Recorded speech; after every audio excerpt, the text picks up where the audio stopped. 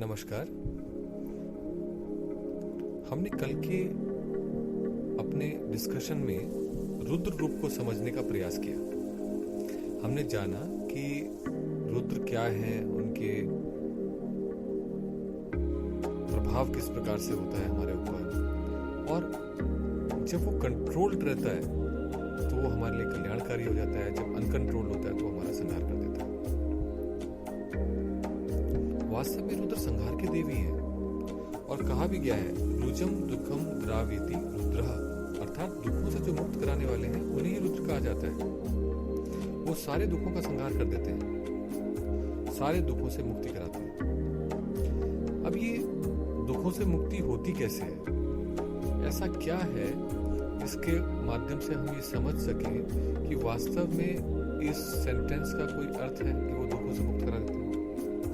तो पुराणकारों ने एक अत्यंत सूक्ष्म रहस्य का उद्घाटन किया है कि हर अर्थात शिव बाहर से तमोगुणी है, दुख रूप है, संहार करते हैं, परंतु अंदर से सत्वगुणी।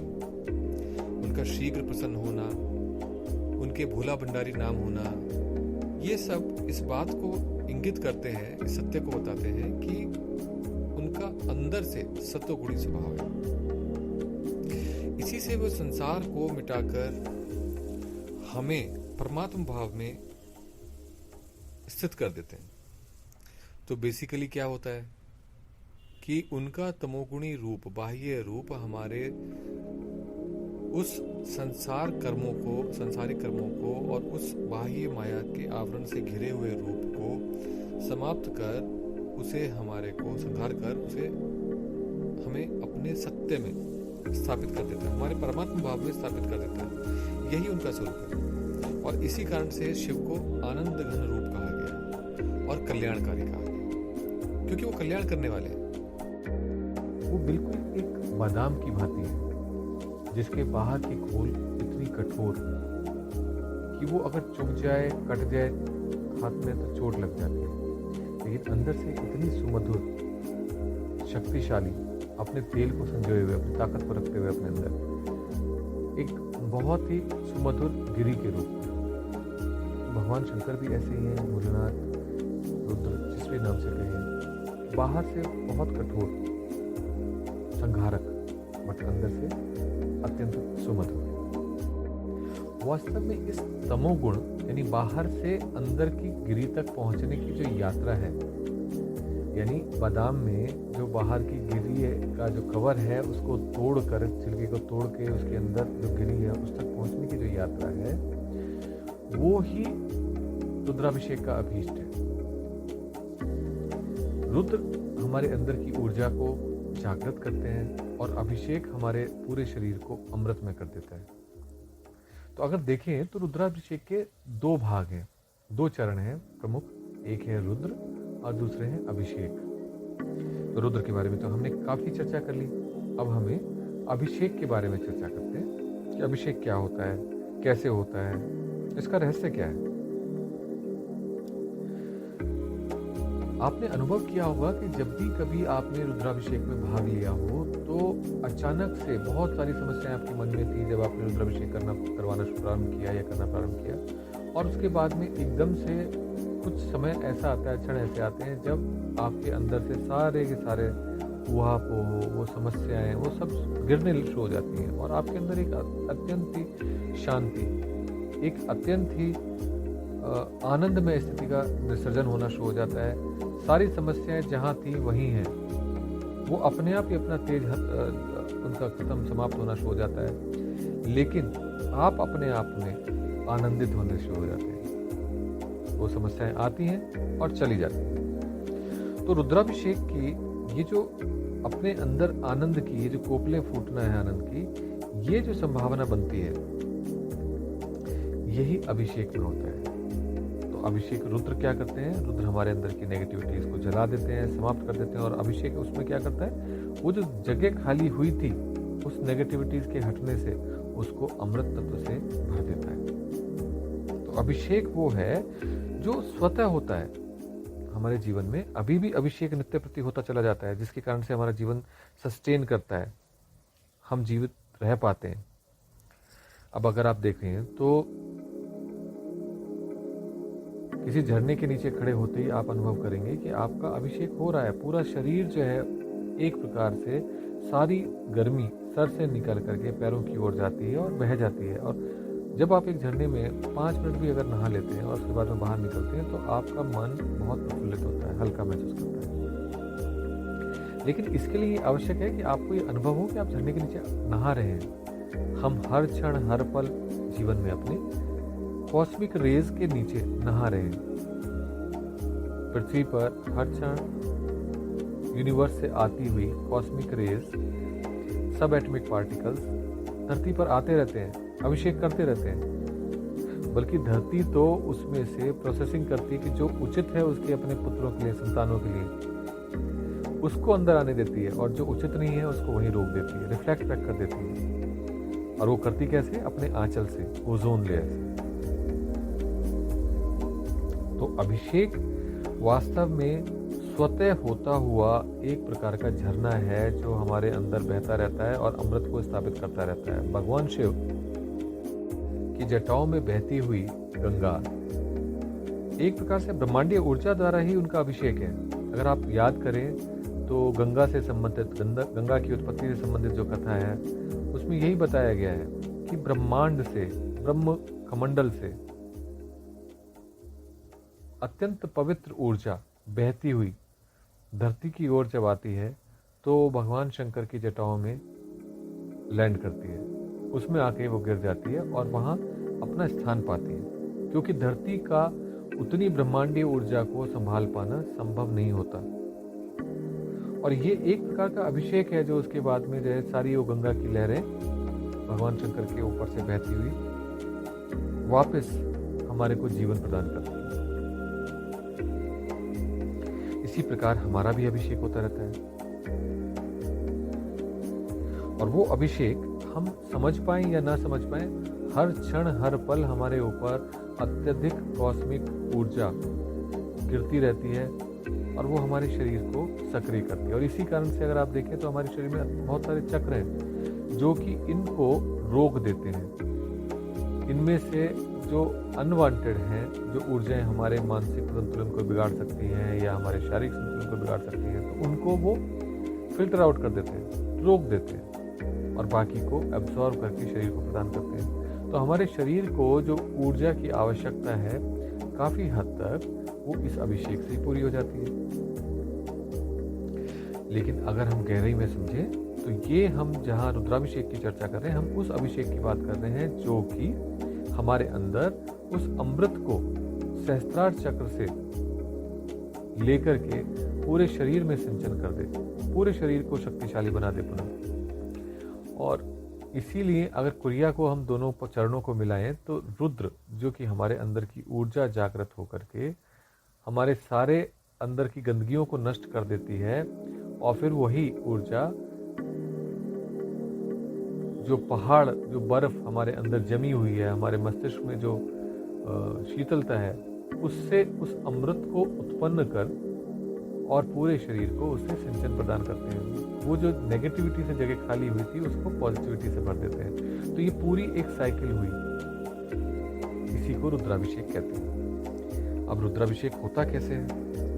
तो रुद्राभिषेक के 5 प्रमुख चरण हैं, उसको हमें समझना बहुत आवश्यक है, क्योंकि उनको अगर हमने समझ लिया तो हमें समझ में आ जाएगा कि हम रुद्राभिषेक को अपने आप में किस प्रकार से करते हैं, वो स्वतः ही हमारे अंदर किस प्रकार होता रहता है, वो भी हम फिर समझ पाएंगे। तो जो रुद्राभिषेक के 5 प्रमुख चरण हैं, उनमें सबसे पहला चरण है गणपति की स्थापना, गणपति का पूजन, गणपति का आवाहन। और इसको करते हैं गणपति अथर्वशीर्ष से या गणपति के मंत्रों के माध्यम से। तो सबसे पहला जो आह्वान है वो है गणेश जी का। और गणेश जी के आह्वान से क्या होता है? हमारे अंदर जो कुछ भी ठोस हो गया था, जिसके कारण से हम दुखी हो रहे थे, उस ठोस का पदार्थ की फॉर्म को वो बदल देते हैं गणेश जी। इसलिए कोई एडवांस स्टेज पर हो साधक तो भी वो गणपति का आह्वान करेगा, और कोई अभी पहली बार कर रहा हो तो भी उसे गणपति का आह्वान करना पड़ेगा, क्योंकि गणेश जी के आते ही वो जो ठोस अवस्थाएं हैं जैसे सॉलिड, फिर लिक्विड, फिर गैस, फिर प्लाज्मा, तो ये एक दूसरी में परिवर्तित कर देते हैं। हम अपनी असीम क्षमताओं को अनुभव कर पाते हैं। हम उन जकड़नों में, उन जंजीरों में बंधा हुआ महसूस नहीं करते हैं। हमें मुक्ति की प्राप्ति होती है और शुभता का आवाहन होता है। तो श्री गणेश ही वो एनर्जी है जो परम सत्य ब्रह्म है। बिल्कुल हम में स्थित आत्मा ही है वो। ओम कहलाते हैं, ओंकार रूप कहलाते हैं। और जिससे इस ब्रह्मांड का निर्माण हुआ है, वही ओंकार रूप जब हम अपने अंदर स्थापित करते हैं तो हमारा भी निर्माण होता है। हमारे अंदर की भी जो है, जो मूलभूत सॉलिड अवस्था है, जो हमारे ब्रेन के अंदर उसमें कुंठाएं व्याप्त हो चुकी हैं, उन कुंठाओं को मेल्ट करना शुरू कर देते हैं गणपति आते ही, और हमें रास्ते दिखने लगते हैं अपने जीवन में। तो ये पहला चरण हुआ रुद्राभिषेक का। दूसरा चरण जो होता है उसे कहते हैं अंग न्यास, न्यास क्रिया। न्यास क्रिया बेसिकली एनर्जी का अपने शरीर में एक जाल बिछाना है, एक सर्किट क्रिएट करना है। आपने देखा होगा आपके घरों में भी जब मकान बनते हैं तो उसके अंदर तार बिछाए जाते हैं ताकि एनर्जी का सर्किट बिछ सके। जब आप बटन दबाएं तो बिजली चले, जब आप बटन दबाएं तो पंखा चले। ऐसे ही न्यास विद्या के माध्यम से हम अपने शरीर में जगह जगह अपने अंगों में ऊर्जा को स्थापित करते हैं, और वो ऊर्जा फिर हमें चैतन्य करती है, हमें उस योग्य बनाती है कि हम उन झटकों को या उस साधनात्मक जो उपलब्धियां हैं उनको हम संजो सकें। तो यहाँ पर अंगन्यास किसका होता है? यहाँ पर रुद्र को जागृत किया जाता है अंगन्यास के माध्यम से। और रुद्र जब स्थापित होंगे तो क्या करेंगे? नेगेटिविटी को बंद कर देंगे। संहार के देवता हैं, एज सिंपल एज दैट। तो सभी देवों को पुष्प अर्पण कर अपने शीश पर कुछ पुष्प रख लीजिए। तो बेसिकली क्या हुआ? कहने का मतलब क्या हुआ कि आप अपने अंदर ही रुद्र को अनुभव करें, और रुद्र को जब आप स्वयं में अनुभव करते हैं तो उसका स्थान है हमारा मूलाधार, नीलकंठ महादेव का स्थान। और जब ये फायर और जब ये अग्नि, हवा, गर्म हवा, जो रुद्र की गर्म हवा है, जब वो उठती है तो सुषुम्ना पूरी झंकृत हो जाती है। इसी से ही, इस रुद्र के न्यास से ही क्षमता आती है, शरीर तैयार होता है उस ऊर्जा को धारण करने के लिए, संभालने के लिए। तो इसीलिए जो है आपने सुना भी होगा कि बहुत सारे साधक जो है जब कुंडली जागरण में लिप्त होते हैं तो वो मानसिक रूप से जब थोड़ा उन पर विपरीत प्रभाव भी पड़ जाता है अगर वो उस ऊर्जा को संभाल ना पाए। क्योंकि रुद्र की ऊर्जा की सबसे बड़ी जो इम्पोर्टेंट बात है वो ये है कि उसे कंट्रोल रखना जरूरी है, और इसीलिए गुरु की आवश्यकता है कि गुरु जानते हैं कि किस शिष्य को कब किस चीज़ की आवश्यकता है और उसी अनुरूप गाइड कर देते हैं। तो ये दूसरा अंग है, न्यास करना। तीसरा अंग है पंचामृत स्नान। अब ये जो है बहुत विशेष है, शिवलिंग का पूजन है ये। यहाँ से आप जो है अपने शरीर को छोड़ धीरे धीरे फॉर्मलेस की तरफ बढ़ने शुरू हो गए। तो इसमें अस्तित्व का पूजन होता है, और अस्तित्व किस चीज़ का बना हुआ है? 5 तत्वों का बना हुआ है। वो 5 तत्व हैं अग्नि, वायु, जल, पृथ्वी, आकाश, राइट। तो ऐसे में इन 5 तत्वों को ही अस्तित्व रूप में हम आते हैं इनके माध्यम से, तो इन्हीं का ही पूजन होता है, और इनका पूजन किया जाता है शिवलिंग में। अब शिवलिंग में कैसे करा जाता है? इनके रिप्रेजेंटिंग तत्वों को यूज करके, इनके रिप्रेजेंटिंग मटेरियल को यूज करके, तो पंचामृत बनाया जाता है, उस पंचामृत स्नान कराया जाता है शिवलिंग का। और उसमें क्या क्या होता है? उसमें होता है मिल्क, दूध, दही, जैगरी यानी गुड़, चीनी जिसको भी बोलते हैं, हनी, शहद और घी। ये 5 चीजों को लेकर के पंचामृत स्नान किया जाता है शिवलिंग का। और उस पंचामृत स्नान से हमारे अंदर भी पुष्टिकारक क्रिया संपन्न होती है। वो 5 तत्व शांत होना शुरू हो जाते हैं। उस ब्रह्मांडीय ऊर्जा से जिससे शिवलिंग जुड़ा हुआ था, वो हमारे अंदर भी परिवर्तन लाना शुरू कर देता है। जैसे ही आप इसको करेंगे आपको अत्यंत शांति की अनुभूति होनी शुरू हो जाएगी। 5 तत्व अपने आप में साम्यता को प्राप्त करना शुरू कर देंगे। इसलिए पंचामृत स्नान अत्यधिक जरूरी है।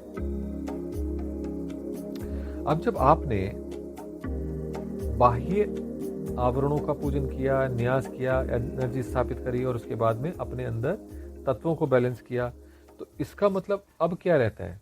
अब हमारे अंदर से एक ग्रेटिट्यूड की भावना आती है इस आनंद को प्राप्त करने के बाद, और वो ग्रेटिट्यूड की इच्छा अपनी नमकम से पूरी करे जाती है।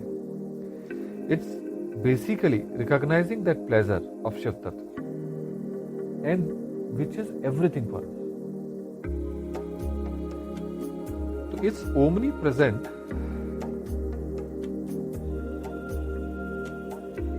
आनंद को, शिव तत्व को हम नमन करते हैं। उस नमन करने से उसी ऊर्जा को हम प्राप्त कर लेते हैं जो ग्रेटिट्यूड से हमारे लिए अत्यंत आवश्यक है। सबसे बड़ी बात क्या है, आज की साइंस ने भी डिस्कवर किया है कि ग्रेटिट्यूड के माध्यम से हमारे डीएनए को रेप्लिकेट करने में आसानी रहती है, और वो रेप्लिकेट कर पाता है, और उसमें नए नए संस्कार एंटर कर सकते हैं। उसके जो बिल्डिंग ब्लॉक्स हैं जिन्हें ATUGC कहते हैं, उनको उसी हिसाब से वो रीअलाइन कर पाता है। और वास्तव में ये नमकम एक बहुत ही डिवाइन प्रयोग है जिसके माध्यम से हमारा हृदय खुल जाता है, और हृदय के खुलने से हमारी अंदर की रिसेप्टिविटी बढ़ जाती है। तो अभी हमने पिछले एक वीडियो में बात करी थी श्रावण मास में रिसेप्टिविटी बढ़ जाती है। यहाँ हम रुद्राभिषेक के माध्यम से जब नमकम का उच्चारण होता है तो हमारे अंदर हृदय भी खुल जाता है, और हम एक एक्सेप्टिंग मोड में आ जाते हैं, एक ग्रेटिट्यूडफुल मोड में आ जाते हैं, जिसमें हम एक्सेप्ट करना शुरू कर देते हैं, और हमारे अंदर वो ब्रह्मांडीय ऊर्जा, वो शिवत्व की ऊर्जा स्थापित होने शुरू हो जाती है। तो ये चौथा चरण है। अब जब ये चौथा चरण भी हमारा पूर्ण हो जाता है, तब पांचवा चरण आता है। तो अब ये समझिए, जो हमारे चारों तरफ बाहर था शिव तत्व, उसके प्रति हमने ग्रेटिट्यूड की अपनी इच्छा, अनुग्रह भाव को व्यक्त किया। अब उसके बाद में हमारा अपने मूल में उतर जाने की अवस्था है, यानी कि अब हमें अपने अंदर जाने की आवश्यकता है। तो यही है चमकम, ये पांचवा चरण है। इसमें क्या कहा जाता है कि जो शिव तत्व सर्वत्र है, अब वही मुझ में भी है। आप समझना इसको, जो चारों ओर है, सर्वत्र है शिवत्व, वही मेरे में भी है। तो मैं ही इसका एक भाग हूं। तो मैं ग्रेटिट्यूड किसके प्रति कर रहा था? अगर ये करेंगे आप उसके बाद में सोचते तो आप ग्रेटिट्यूडफुल अपने लिए ही हो रहे थे। उस शिवत्व को, उस शून्यत्व को ग्रेटिट्यूडफुल होने का अर्थ हो रहा था कि मैं अपने प्रति ग्रेटिट्यूडफुल हो गया हूं। कितना विचित्र है। तो हम ये भी बोल सकते हैं कि Rudra is present everywhere and everything that contains that energy is within me. मैंने पॉज लिया क्योंकि आप समझ सकें कि उसी का पूजन मुझ में हो रहा है। अब जो रुद्राभिषेक बाहर करना शुरू किया था, मैं तो कहां से कहां अपने अंदर ही उतर गया, अपने मूलभूत स्वरूप में ही, सेल्फ में उतर गया हूं। तो ये आनंद की एक परम अवस्था है। बहुत अच्छा लगता है, बहुत सुख सा अनुभव होता है इसमें। हमारी जितनी भी समस्याएं हैं वो रहते हुए भी हम आनंदित हैं, यानी ऐसा सुख जो दुखों से रहित हो, उसी को आनंद कहा जाता है। अब ये भी समझ में आ गया कि पांचों चरण है रुद्राभिषेक के। रुद्राभिषेक क्या है वो भी समझ में आ गया। ये भी समझ में आ गया कि रुद्र किस प्रकार से उसमें हमारी मदद करते हैं अपने जीवन को उपलब्ध होने में। अब इसको करें कैसे? क्योंकि सबसे बड़ी जो विशेषता है वो ये है कि इन सारे चरणों में जब नमकम चमकम का उच्चारण होता है तो उसमें प्रोड्यूस होने वाली ध्वनियां ही महत्वपूर्ण है और कुछ भी नहीं। उसमें सेंस नहीं निकालना है, अर्थ नहीं निकालना आपको। उसकी ध्वनियों में अपने आप को ढीला छोड़ देना है ताकि वो ध्वनियां अपने आप ही हमारे अंदर के विभिन्न अंगों को अपनी अनुसार दिशा दे सकें, एक आनंद का संगठन कर सकें हमारे अंदर। और वो करती हैं, हम छोड़े ना छोड़े अपने आप को ढीला। तो इसलिए ये आवश्यक है कि आप किसी गुरु के समीप जाएं, अपने किसी पंडित जी से बात करें, वो आपको रुद्राभिषेक कराएं, जिसमें इन प्रयोगों को, इन स्टेप्स को आप ध्यान रखें और अपने अंदर होते हुए अनुभव करें। जब आप पहली बार ही अनुभव करेंगे तो आपकी एक बार में दृष्टि बदल जाएगी कि रुद्राभिषेक कराया तो बहुत बार, बट अब समझ में आया और अब अपने जीवन में हमने कुछ उपलब्ध किया। वास्तव में देखा जाए तो ये रुद्राभिषेक स्वतः ही हमारे अंदर हो रहा है, स्वयं सिद्ध है। और श्रावण में तो विशेषकर। लेकिन कैसे, ये भी अब समझने की आवश्यकता है।